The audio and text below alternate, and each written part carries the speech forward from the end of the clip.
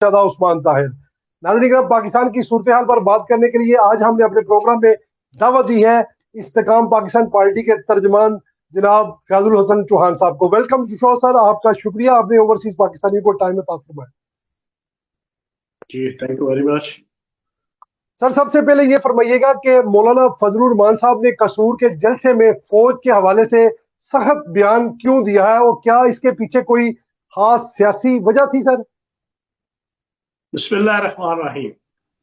Basically मौलाना फजलुर रहमान साहब ना एक ब्लैकमेलिंग की सियासत करने वाले इंसान है, और हर दौर में कभी फौजियों को ब्लैकमेल करना, कभी इस्टेब्लिशमेंट को ब्लैकमेल करना, कभी पार्टियों को ब्लैकमेल करना, और उसके लिए फिर अपने मफाद को हासिल करना। और मफाद इनका अपने खानदान से शुरू होता है और खानदान पे खत्म होता है। मतलब है कि 2002 के अंदर सबसे पहले इनको पावर मिली, इन्होंने एमएमए बनाई, उसमें इनके कुछ 14 के करीब इनके घर के जनाब एमएनए, एमपीए, सेनेटर, वजीर और मशीर थे। खवातीन सारी सीटों पे इनकी अपनी बेटियां, इनकी जनाब सालियां, इनकी बहुएं, और जनाब हर सीट पे यही थे बस। अब भी इन्होंने 2024 का इलेक्शन लड़ा, इनके जनाब मौलाना फजलुर रहमान, मौलाना ताउर रहमान, मौलाना लुत्फुर रहमान, मौलाना उबैदुर रहमान, मौलाना असादुर रहमान, मौलाना असदुर रहमान, ये सारा रहमान का लुत्फ भी, रहमान का फजल भी, रहमान का ज़िया भी, रहमान का हर चीज भी इन्हीं के ऊपर थी। ठीक है जी। तो अब मसला ये है कि अब की बार इनके मामलात उस तरह के नहीं बन पाए। ये बड़ी मुश्किल से अपनी जान छुड़ाई इन्होंने, जनाब बचाई। बलोचिस्तान की एक सीट फार्म 47 की वो इन्होंने ली, जिस फार्म 47 की ली हुई सीट और हल्के में ये एक दफा 2.5 सालों में एक दफा वहां नहीं गए। हालात इतने बुरे हैं इनके वहां पे कि जिसकी इंतहा कोई नहीं। तो अब ये अपना गम और गुस्सा, इन्होंने कहा यार आलमी एस्टेब्लिशमेंट ने प्रेशर डाला हुआ है पाकिस्तान पे, इंडिया और इजराइल मिलके पाकिस्तान को प्रेशराइज कर रहे हैं, टीटीपी के जरिए से, बीएलए के जरिए से, नगदा कोका की तहरीक के जरिए से। तो चलो थोड़ा सा हिस्सा मैं भी डाल दूं और प्रेशराइज करके मैं कोई मफाद ले लूं। लेकिन इनकी गलतफहमी थी। इन्होंने कसूर में इंडिया के बॉर्डर पे खड़े होके जो बकवासात की हैं, उसका खमियाजा यह है कि पूरा पाकिस्तान थू थू कर रहा है, पूरा पाकिस्तान, और ओवरसीज में भी जितने पाकिस्तानी हैं मुहब्बे वतन, सारे इनके ऊपर थू थू कर रहे हैं। मैंने इनका कट्ठा छठा 2 दिन से खोला हुआ है, और कल प्रेस कॉन्फ्रेंस की पूरे पाकिस्तान के टीवी चैनल्स में ब्रेक हुई। मैंने इनको इनकी हकीकी जमहूरियत की औकात और इनका जो हक 4 यार का इस्लामी निजाम का दावा है, मैंने उसका पूरा कट्ठा छठा खोल के बताया है कि आप दोनों में मुनाफिक, दोनों में, और तुमने ये जो हरकत की है इस पर तुम्हें माफी मांगनी पड़ेगी पाकिस्तान की आवाम से और शहदा की फैमिली से। बिल्कुल ऐसी है चौहान साहब। आपकी प्रेस कॉन्फ्रेंस के बाद हमें भी बहुत से ओवरसीज पाकिस्तानियों ने कहा कि आपको हम प्रोग्राम में साथ लें। तो सर ये जरा फरमा दें कि जैसे आपने फरमाया मौलाना साहब के ऊपर जो है गुजरांवाला में एक मुकदमा भी दर्ज हो चुका है, तो आप समझते हैं सर अगर वो मुकदमा वो माफी नहीं मांगते तो क्या हुकूमत उन्हें वाकई गिरफ्तार कर सकेगी सर? सर कोई चीज मुश्किल नहीं होती रियासत के लिए, लेकिन गिरफ्तार करने की बात नहीं है। देखो मैंने भी कल की प्रेस कॉन्फ्रेंस में, फिर परसों भी जो मैंने पूरा वीडियो मैसेज और वीलॉग किया आजाद डिजिटल के अंदर, बुनियादी तौर पर इनको एहसास दिलाना है। बात यह है हर इंसान से गुनाह होते हैं, हर इंसान से जुराइम होते हैं, इंसान है ही खता का पुतला। लेकिन अच्छा इंसान वो होता है कि जो गलती हो जाए तो उससे जनाब रिट्रीट और बैकआउट करता है, रुजू करता है। मौलाना जिस जिद के ऊपर अड़ गए हैं, वो अब हल्की हल्की उनका जनाब जिद खत्म हो रही है। मेरी रिपोर्ट यह है कि किसी का बैठ के इन्होंने कहा है कि वीडियो मैसेज या पता नहीं कोई क्या बैठ के, वो यार बस गुस्से में था, गुस्से में मेरे मुंह से निकल गया, ये वो नहीं, इस तरह नहीं होता। लीडर जो होता है ना, वो गुस्से में जनाब मुंह से थूक नहीं निकालता। लीडर जो होता है वो ट्रू स्टेट्समैनशिप का मुजाहरा करता है। ट्रू स्टेट्समैनशिप का मुजाहरा मैं आपके सामने रख दूं। 1965 की जंग से पहले 1955 और 1965 के दरमियान सैयद मौदूदी रहमतुल्लाह अलैह थे जमात इस्लामी के बानी और अमीर। उनको फांसी की सजा हुई अयूब खान के दौर में, उनके ऊपर जुल्म और जबर हुए, उनकी पार्टी के ऊपर जुल्म और जबर हुए। लेकिन जैसे ही 65 की जंग शुरू हुई, सैयद मौदूदी रहमतुल्लाह अलैह ने पहली प्रेस कॉन्फ्रेंस करके कहा कि आज से जमात इस्लामी का हर कारकुन और पूरी पाकिस्तानी कौम अपने जनाब जनरल अयूब खान की क़यादत में इंडिया के खिलाफ बरसे पैकार और बरसे जहाद होगी। ये होती है ट्रू स्टेट्समैनशिप। मौलाना फजल रहमान साहब آپ نے بلیک میلنگ کرنے کے لیے، فوج کو انڈر پریشر کرنے کے لیے کہ یار ابھی وہ بی ایل اے کے اور جناب مختلف محاذوں پہ پھنسی ہوئی ہے تو چلو میں اس کو بلیک میل کر کے کوئی مفاد لے لوں، یہ آپ کی بنتی نہیں تھی، یہ آپ کا جسچر نہیں تھا. آپ سیاستدان کے ساتھ عالم دین کہلانے کے بھی دعوے دار ہیں، ایک مذہبی جماعت کے آپ سربراہ ہونے کے دعوے دار ہیں. آپ نے ہر حوالے سے ثابت کیا کہ آپ نہ اچھے انسان ہیں نہ اچھے سیاستدان ہیں، آپ کے اندر کوئی ٹرو اسٹیٹسمین شپ کی کوئی رمق ہی نہیں ہے. تو بہرحال اب یہ جناب مرتے دم تک ان کا پیچھا کرے گی اگر یہ معافی نہیں مانگیں گے یہ والی. اگر یہ محفل ٹھیک ہو گیا. اچھا سر، یہ ذرا فرما دیں کہ عوامی ایکشن کمیٹی کا دھرنا 1 ماہ سے زائد عرصے سے جاری ہے، تو سر یہ اتنا عرصے سے یہ جو ان کے وسائل ہیں، ان کا جو پٹرول ہے وہ کہاں سے آ رہا ہے؟ مطلب ابھی تک برقرار ہے ان کا، اور ریاست اب تک اس معاملے کو کوئی مؤثر اس کا حل کیوں نہ نکال سکی ابھی تک؟ یعنی مؤثر حل نکل آئے گا. پھر 2 دفعہ اصل میں ان کو سر پہ چڑھا کے جنا ریاست نے اپنا کام خود خراب کیا تھا. اب جی ساری دنیا کو پتا چل چکا ہے یہ آپریشن سندور 2 ہے، یہ ٹی جی ٹی پی، یہ بی ایل اے، یہ کشمیر کے اندر جناب یہ راولہ کوٹ کا جناب یہ سارا ڈرامہ، یہ گلی محلے کے لفنٹر اکٹھے کیے ہوئے ہیں، ان کو جناب پیسہ لگا کے انڈین را انہوں نے یہ سارا جناب دنگا فساد سٹارٹ کیا. اس میں کچھ ڈرٹی پالیٹکس جناب وہاں کی مقامی جماعتوں کی بھی ہے کہ جنہوں نے 2 دفعہ ان کو جس طریقے سے ہلہ شیری دے کے پھر ان کو جناب معافیاں تلافیاں ان کو دی گئیں، ان کی غنڈہ گردی اور بدماشی کے اوپر پچھلی دفعہ 5-6 پولیس کے اہلکار شہید ہوئے، لیکن ان کے جی اوپر کوئی پرچہ نہیں بنا. ان کے کوئی 174 پرچے معاف ہو گئے. ان کے جو بندے مرے تھے جناب ان کو کروڑ روپے دے دیا، جو زخمی ہوئے ان کو 70 لاکھ دے دیا. یہ چیزیں بھی انویسٹیگیٹ ہونے والی ہیں کہ یہ کس نے کی اور کیوں کی اور کیسے کی. یہ جو 2 دفعہ ان کے ساتھ بیہیویئر ہوا اس کے اوپر ان کو اس غلط فہمی تھی، اور اجیت جی دیول نے اور انڈین را نے وہ ان کو جناب پیسہ لگایا کہ چلو اس بہانے پاکستان کو جناب ہم ڈی اسٹیبلائز کریں. تو کوئی اتنا ایشو نہیں ہے، ریاست ان کو کھلا چھوڑ کے کہ اب تم نے جو کرنا ہے کر لو، جو سب کرنا ہے کر لو.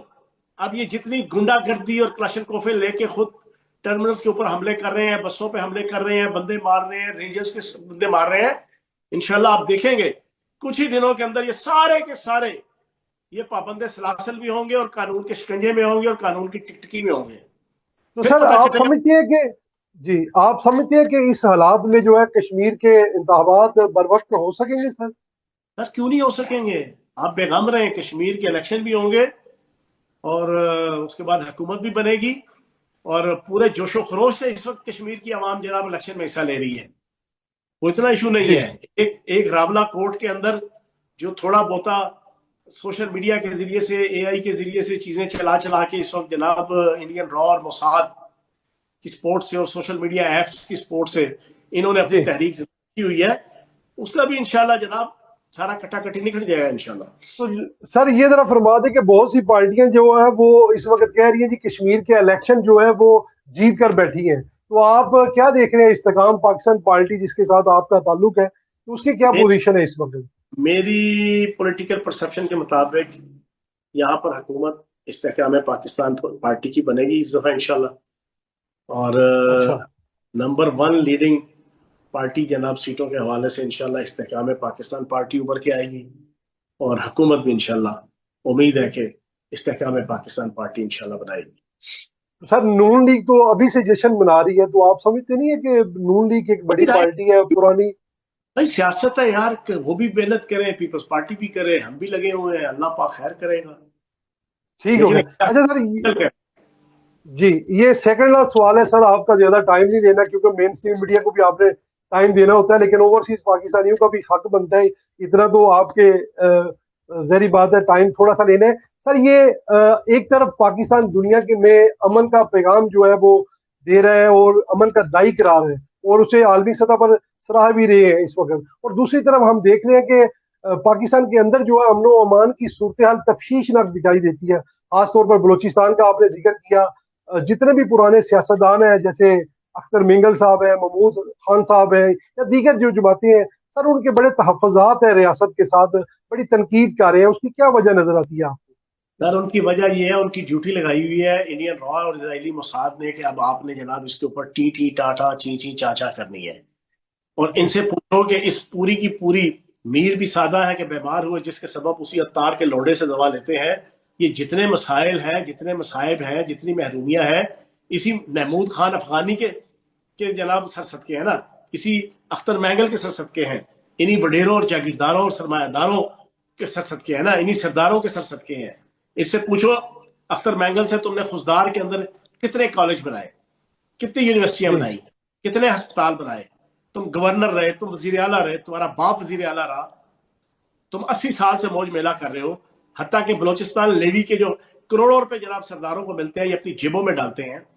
اور ڈرامے باز اتنا ہے کہ اس کو انڈین را نے ایگزیکٹ اس ٹائم پہ بھیجا پاکستان کے میڈیا میں اپنی 2.5 سال کی تنخواہ کا چیک واپس کرنے کے لیے، کہ جب 50 سے زائد پاکستان کے جوان اور افسر شہید ہوئے اور پوری قوم کو ان کو خراج تحسین پیش کرنے کے لیے فرنٹ فٹ پہ آنا تھا، انہوں نے جناب اس کو ڈائیورٹ کرنے کے لیے وہ جناب بھیج دیا اس کو یہ چیک دے کے. اس کو وہ 17 مائنس کے ٹھیکے جو لیے ہوئے اپنے خاندان کے لیے، جو کھربوں ڈالر تم نے لوٹے ہوئے ہیں، وہ بھی واپس کرتے ہیں نا.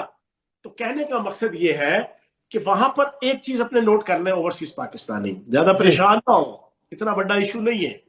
آپ کہیں گے نا کہ یار اس سے کیا بات کر دی، بھائی 3.5 لاکھ مربع کلومیٹر کا ایریا ہے، 44% پاکستان بلوچستان ہے، اور آبادی جی ساری ٹوٹل 2.5 کروڑ ہے. اب اس میں دور دور تک جناب آپ کے 100 میل تک جناب 50 میل تک جناب آپ کا کوئی بندہ نہ بندے کی ذات ہوتی ہے، پہاڑ ہے، چٹیل پہاڑ ہے. اس کا فائدہ اٹھا کر یہ 5 سے 10,000 15,000 جو دہشت گرد انڈیا نے پالے ہوئے ہیں. کیوں پالے ہیں؟ کہ وہ اپنے منہ سے مانتے ہیں. Dhurandhar 1 movie, Dhurandhar 2 movie, bird of blood, یہ آپ کا بارڈر 2 آ گئی، یہ آپ کی ہر روز ایک فلم سیریز اور ایک ویب سیریز یہ اپلوڈ کرتے ہیں بلوچستان کے حوالے سے پاکستان کے خلاف. کیوں بھائی؟ ان کو پتا چل گیا ہے مئی 2025 میں کہ یہ الٹے لٹک جائیں، یہ الو کے پٹھے بغیرت اور کنجر جناب ہندوتوا کے سرکار کے علمبردار، یہ کبھی پاکستان کا مقابلہ نہیں کر سکتے، یہ افواج پاکستان کا مقابلہ نہیں کر سکتے، یہ پاکستان کی ایئر فورس کا مقابلہ نہیں کر سکتے. ان کی بم کے اوپر، ان کی تشریف کے اوپر جو چھتر اور لتر مارے 27 فروری 2019 میں بھی، اور پھر جناب آپ کے 10 مئی 2025 میں بھی، جی ان کو پکا پتا چل گیا ہے کہ یہ پاک فوج اور پاک فضائیہ اور پاک نیوی کا مقابلہ نہیں کر سکتے. انہوں نے حل نکالا سازشیں کر کے. ہندوتوا سرکار کی چانکیا کی سیاست ہے نا، سازشیں کرو. ارتھ شاستر کے اندر اس نے ان کو بتایا. اب یہ سازشیں کر رہے ہیں، ادھر سے مولوی فضل الرحمان کو چن دی، مولانا محمود مدنی کے ذریعے سے جمعیت علماء ہند کے والے، ادھر سے جناب محمود خان افغانی کو دی جس کا باپ بلوچی گاندھی تھا، عبدالصمد اچکزئی. آج تک جناب اس نے پاکستان زندہ باد کا نعرہ نہیں لگایا، یہ عالمی استعمار کا ایجنٹ ہے. ادھر سے TTP کو دی، ادھر سفلا کو دی. اب یہ آپریشن سندور 2 کر رہے ہیں میرے اوورسیز پاکستانی بھائیوں، یہ اپنے ذہن میں بٹھا لو. یہ پوری کی پوری اسرائیل اور انڈیا کی جنگ ہے پاکستان کے خلاف. لیکن ایک جی بات اپنے پلو کے ساتھ باندھ لیں، یہ 1971 نہیں ہے، یہ مشرقی پاکستان نہیں ہے. مشرقی نہیں پاکستان 5,000 کلومیٹر دور چاروں طرف سے انڈیا کے اندر گھرا ہوا ایک خطہ تھا، 5,000 میل دور. یہ پاکستان ہے. 1 انچ کا ٹکڑا بھی میں اب کیا کہوں، ان ماں کے لاڈلوں جی کو، یہ دہشت گردوں کو، یہ 1 انچ کا ٹکڑا بھی پاکستان کا علیحدہ نہیں کر سکتے انشاءاللہ. اور پاک نہیں فوج کر سکتے. اور پاک فوج ان کو ایسا کرنے کی اجازت بھی نہیں دے گی.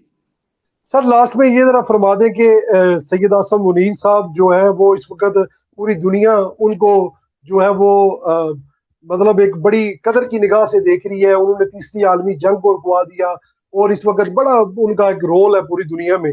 لیکن ہم دیکھ رہے ہیں کہ ہمارے اندر ہی جو لوگ ہیں، کالی بھیڑیں ہیں، وہ بڑی تنقید ان کی رکنے کا نام نہیں لے رہی. سر اس کی کیا وجہ ہے؟ سر سید اعظم منیر کو کیوں ٹارگٹ کیا جا رہا ہے ہر چیز پہ؟ عمران خان جیل میں ہے، سید اعظم منیر اور جو بھی مطلب ان کی نظر میں سید اعظم منیر آتا ہے، وہ کیا وجہ ہے سر آپ کی؟ بات یہ ہے جس کی جو ویلیو ہوتی ہے اس کے مطابق پھر اس کی مخالفتیں بھی ہوتی ہے نا.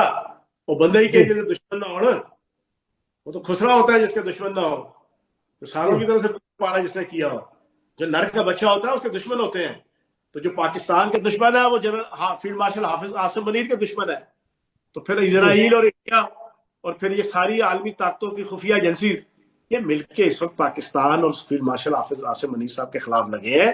لیکن اللہ پاک کی ذات بڑی ہے، حافظ قرآن ہے, اس کی نیت نیک ہے, اس کے پورے خاندان کو میں جانتا ہوں, پنڈی وال ہے وہ, میں بھی, میری بھی ساری زندگی پنڈی میں سیاست کرتے ہوئے گزری ہے.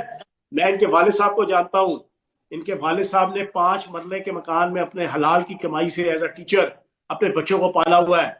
میں ان کے بھائیوں کو جانتا ہوں, ان کا ایک بھائی میری بھابھی کے ساتھ جناب گریڈ 20 کے جناب افسر ہیں ایک ادارے میں, دونوں, میری بھابھی بھی اور یہ بھی. میں ان کا سارا رہن سہن کی فیملی کا جانتا ہوں. ان کی غلط فہمی ہے کہ یہ حافظ عاصم منیر کو دبا لیں گے.